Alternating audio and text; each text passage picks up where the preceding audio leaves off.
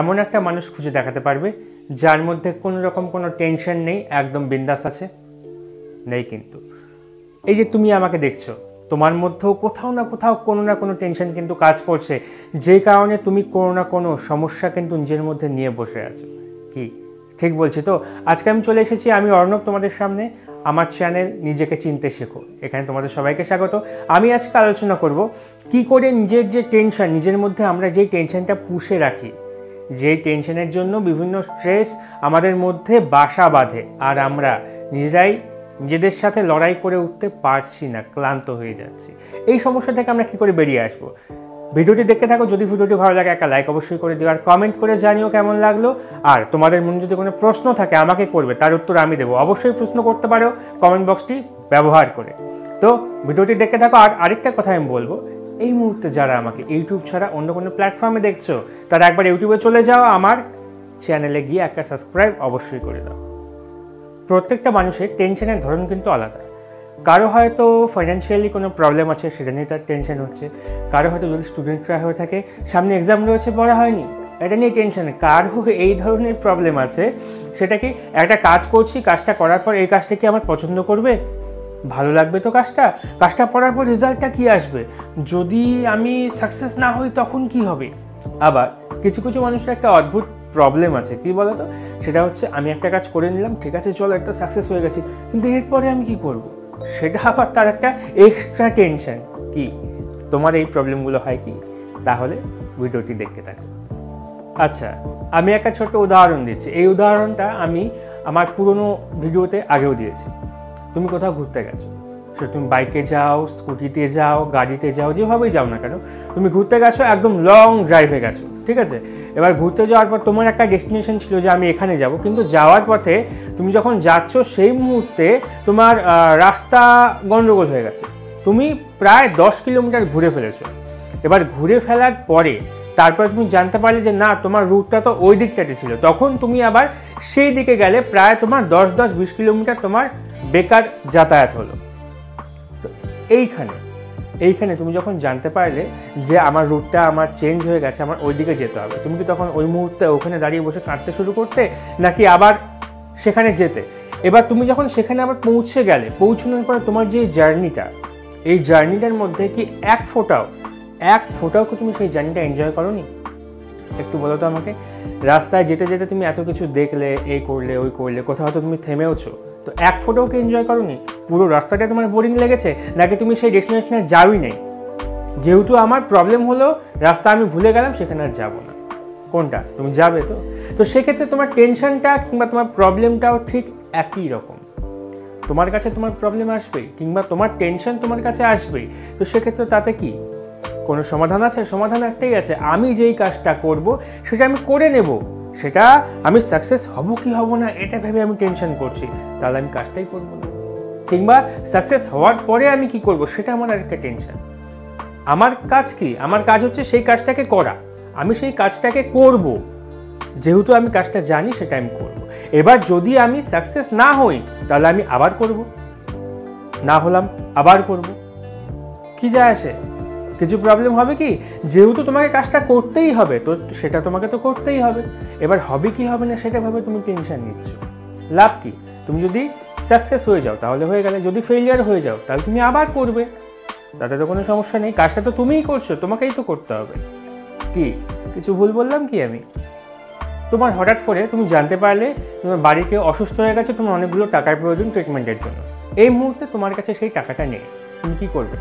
Treatment করানো বন্ধ করে দেবে, টেনশন করে বাড়িতে বসে থাকবে, নিজের মধ্যে রোগ বাঁধিয়ে নিজে অসুস্থ হয়ে যাবে, নাকি সেই টাকাটা জোগাড় করার চেষ্টা করবে? একটু প্র্যাকটিক্যালি ভাবো তো, তুমি কী করবে? সেই মুহূর্তে কিন্তু তোমাকে টাকাটা জোগাড় করতে হবে, তো তুমি সেদিকেই তো ছুটবে, তাই না? নাকি বাড়িতে বসে একদম মনমরা হয়ে পড়ে থাকবে? তাতে লাভ আছে কিছু নেই। তুমি টাকা জোগাড় করার পিছনে তখন ছুটবে, এটাই তোমার কাজ। যখন আমাদের মধ্যে কোনো প্রবলেম আসবে তখন তো টেনশনটা আসবে না, কিন্তু প্রবলেম আসলে আমাকে সলিউশনের দিকে ছুটতে হবে। আমাকে ঠান্ডা মাথায় বসে ভাবতে হবে যে এই প্রবলেমটা এসছে, আমার যেই টেনশনটা হচ্ছে সেটার কারণ কি, সেই কারণটার সমাধান করলেই হয়ে গেল। কারণটা শুধু ঠান্ডা মাথায় খুঁজে বার করো, তাহলেই হয়ে যায়। বসে থাকলে কিন্তু হবে না, কিংবা টেনশন করে পড়ে থাকলেও কিছু হবে না। ধরো তুমি এক্সাম দিচ্ছ, এক্সাম হলে রয়েছ, তোমার এক্সাম চলছে, সেই মুহূর্তে তুমি ব্লু পেন দিয়ে লিখছো আর ব্ল্যাক পেন দিয়ে কী করছো, পয়েন্ট করছো। এবার হঠাৎ করে তোমার ব্ল্যাক পেনের কালিটা শেষ হয়ে গেল, তুমি কি ওখানে থমকে যাবে আর এক্সামটা দেবে না? কী করবে সেই মুহূর্তে? হয় পাশের যে বন্ধু আছে তার থেকে একটা ব্ল্যাক পেন ধার নেবে, যদি না থাকে তুমি কিন্তু ব্লু পেন দিয়েই লিখবে, পয়েন্টও করবে, আবার পুরো এক্সামের খাতাটাও কিন্তু সেটা দিয়েই করবে, কি তাই না? সেক্ষেত্রে তুমি যদি টেনশন নিয়ে বসে যেতে, তোমার কোনো লাভ হতো? লাভ হতো না। তাই যখন প্রবলেম আসবে সেটার চটজলদি সলিউশন কি আছে সেটা আমাকে খুঁজে বার করতে হবে। তুমি যদি বসে পড়তে সেখানে, তাহলে কি হতো, তোমার পুরো এক্সামটাই ভেস্তে যেত। এর থেকে ব্লু পেন দিয়ে লিখে দিই, কি যায় আসে, আমি আন্ডারলাইন করে দিলাম। একটা সলিউশন আমাকে বের করে নিতে হবে, শুধু টেনশন করে বসে থাকলে তো হবে না। আর এই টেনশনের পাশাপাশি কি হয়, বিভিন্ন প্রেশার, ভয়, এসব কিন্তু কাজ করে আমাদের মধ্যে। এইবার তুমি একটা জিনিস খুব সুন্দর করে খুব ভালোভাবে বলছো, এই আজকে তুমি আছো, তোমার এই শ্বাস প্রশ্বাস চলছে, এটা কতক্ষণ চলবে তুমি বলতে পারো? বলতে পারো না। কিন্তু তুমি যদি এটা নিয়ে টেনশনে থাকো যে আমার যদি কিছু হয়ে যায় রাস্তায় বেরোলে, আমি তো শুয়ে আছি, ফট করে খাটের থেকে পড়ে যাই, কিংবা হয়তো আমি তো জল খাচ্ছি, যদি জলটা যদি আমার গলায় আটকে যায়, তোমার যদি এই চিন্তাভাবনাগুলো থাকে, তুমি যদি টেনশন করো, ভয় পাও, সেক্ষেত্রে তুমি কি জল খাবে না, নাকি তুমি বিছানায় শোবে না, নাকি তুমি বাইরে বের হবে না? কোনটা? তোমাকে কিন্তু সব কাজ করতেই হচ্ছে। যেই কাজগুলো আমাদের করা খুবই দরকার, করতেই হবে, সেই কাজগুলো যতই টেনশন হোক আমরা কিন্তু করে থাকি। কিন্তু কোনগুলো কাজ নিয়ে আমরা টেনশন মাথায় পুষে রাখি, যেই কাজগুলো আমাদের খুব একটা প্রয়োজন না করা। এই ব্যাপারটা খুব মাথায় ঢুকিয়ে নাও ভালো করে। যেই কাজটা আমাদের করতেই হবে বেঁচে থাকার জন্য, সেটা আমরা করবই, যতই প্রেশার থাক, যতই চাপ থাক। কিন্তু আমরা সেই কাজটা নিয়ে টেনশন করি, যেই কাজটা এখন না করলেও হবে, সেটা পরে করলেও হবে। কি আমি বোঝাতে পারলাম, নাকি একটু জটিল হয়ে গেল ব্যাপারটা? ঠিক আছে, চলো ইজি করে বলছি। ধরো তোমার সামনে কোনো ওয়ার্কশপ হোক কিংবা যাই হোক না কেন, সেখানে তোমার কিছু প্রেজেন্টেশন আছে, তোমাকে সামনে দাঁড়িয়ে স্পিকার হিসেবে বলতে হবে। এইবার সেই সময়, সেই ক্ষেত্রে সেখানে যাওয়ার কিন্তু তোমার টেনশন হচ্ছে, আমি কি বলবো, কিভাবে বলবো, যারা সামনে বসে থাকবে তারা আমার কথা পছন্দ করবে কি না, কি তোমার টেনশন হচ্ছে? তো হয়, কিন্তু এটা সবার হয়। কিন্তু একই জিনিস, যেই কথাগুলো তুমি ওখানে বলবে, সেই কথাগুলো তুমি বাড়িতে দাঁড়িয়ে, তোমার বাড়ির লোকের সামনে দাঁড়িয়ে বলো, তুমি একটু দাঁড়াও, আমি বলছি, তুমি শোনো। তুমি যখন তাদের সামনে কথাগুলো বলবে, তোমার কিন্তু কোনো রকম কোনো প্রবলেম হবে না। হ্যাঁ, হয়তো বলতে গিয়ে দু একবার আটকাতে পারে, কিন্তু সেই যে টেনশনটা, সেটা কিন্তু হবে না। কেন?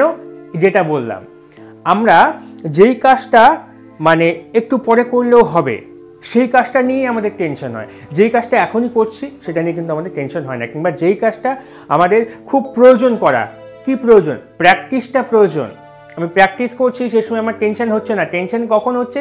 যখন আমি ফাইনাল প্রেজেন্টেশন দিতে যাব, সেই কাজটা কি অনেকটা দেরিতে হবে। বোঝা গেল আমার কথা?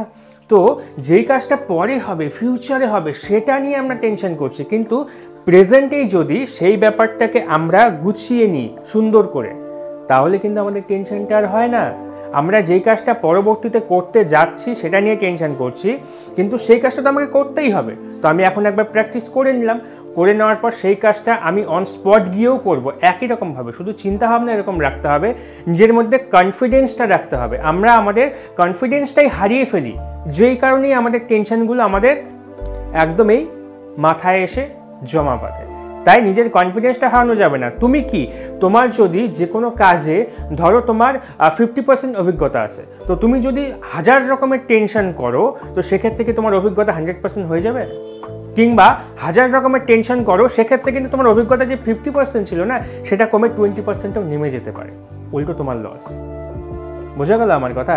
তুমি যত টেনশন করবে, হয়তো সেই কাজে তোমার অভিজ্ঞতা পুরো 100-এ 99% আছে, সেক্ষেত্রে তুমি যদি টেনশন করো, সেক্ষেত্রে তোমার অভিজ্ঞতা সেখানে গিয়ে অন স্পট সেই কাজটা করতে গিয়ে তুমি কিন্তু 99% দিতে পারবে না, উল্টা কমে দেখা গেল 50% হয়ে গেল। কিন্তু তুমি যদি টেনশন না করো, সেক্ষেত্রে কিন্তু তুমি যে 99% জানো সেটা কিন্তু তুমি দিয়ে আসতে পারবে।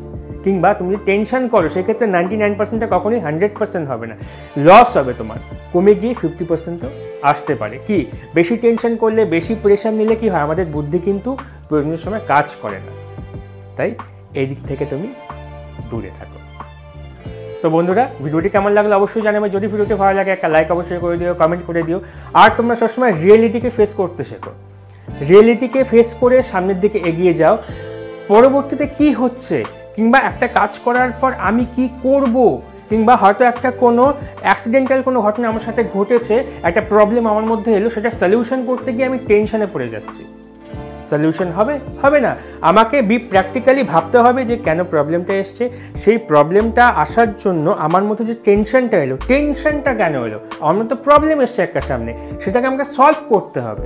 টেনশন দিয়ে তো কোনো কাজ নেই আমার, তো আমি টেনশন কেন করছি, প্রবলেমটা সলভ করি, টেনশন এমনিতেই দুধসাই হয়ে যাবে।